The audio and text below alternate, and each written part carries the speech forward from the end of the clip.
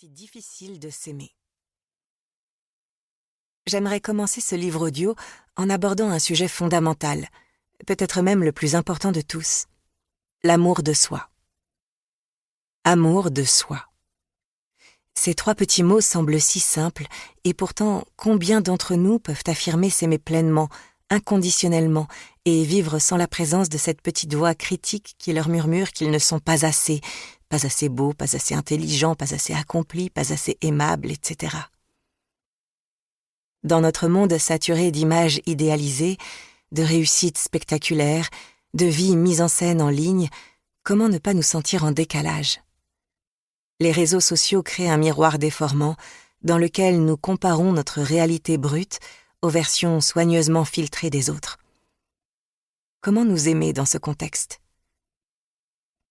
Il y a aussi notre histoire personnelle, notre passé, nos blessures d'enfance, nos échecs, les paroles que nous avons reçues et qui ont laissé des traces qui résonnent encore. Ces expériences ont façonné notre perception de nous-mêmes, souvent à notre insu. Pourtant, l'amour de soi n'est pas un luxe.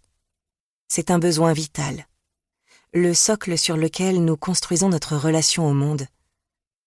Sans amour de soi, nous sommes comme une maison bâtie sur du sable, vulnérable à chaque tempête émotionnelle.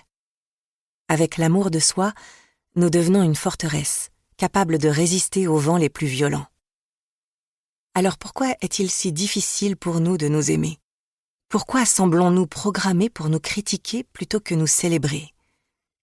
Comment transformer ce dialogue intérieur, souvent dur et exigeant, en une conversation bienveillante et constructive avec nous-mêmes ? C'est avec ces questions que je souhaite ouvrir ce livre audio. Et pour y répondre, je vous propose 5 clés qui, pour moi, sont devenues essentielles. Comme toujours, ce ne sont pas des formules magiques, mais des chemins à explorer, des pratiques à intégrer progressivement. J'espère qu'elles vous aideront autant que moi. Clé numéro 1. Prenez conscience de l'empreinte de votre passé. La première clé, c'est de prendre conscience de l'empreinte que notre passé a laissée sur notre rapport à nous-mêmes. Dès l'enfance, nos relations avec nos figures d'attachement construisent des modèles intérieurs qui façonnent notre manière de nous percevoir. Si très jeunes, nous entendons des messages conditionnels comme « je t'aime quand tu es sage » ou encore « tu es brillant quand tu as de bonnes notes », nous développons la croyance que l'amour se mérite. Cette programmation émotionnelle s'ancre dans notre système nerveux et notre inconscient. Notre cerveau, toujours en quête de protection, retient les douleurs, les rejets, les humiliations, comme des alertes pour l'avenir. Elles deviennent des preuves que nous ne sommes pas dignes d'amour inconditionnel. Avec le temps, ces croyances s'installent en nous si profondément que nous les confondons avec notre identité.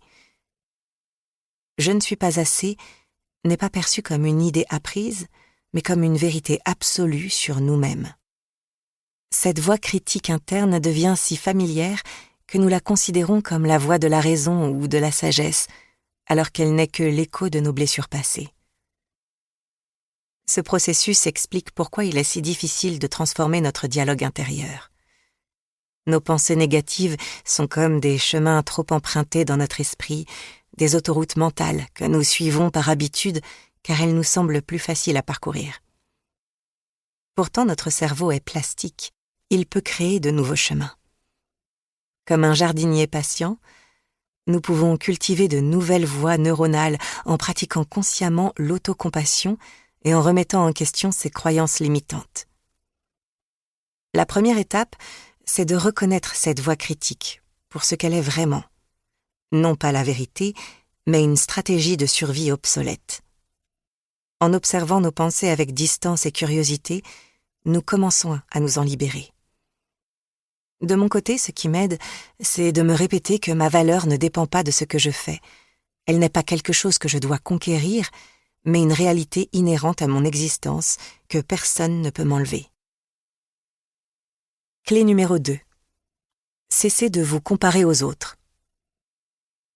La deuxième clé, c'est de prendre conscience de notre tendance à la comparaison. Elle est souvent inconsciente, mais omniprésent. Livre audio complet gratuit disponible en description de cette vidéo.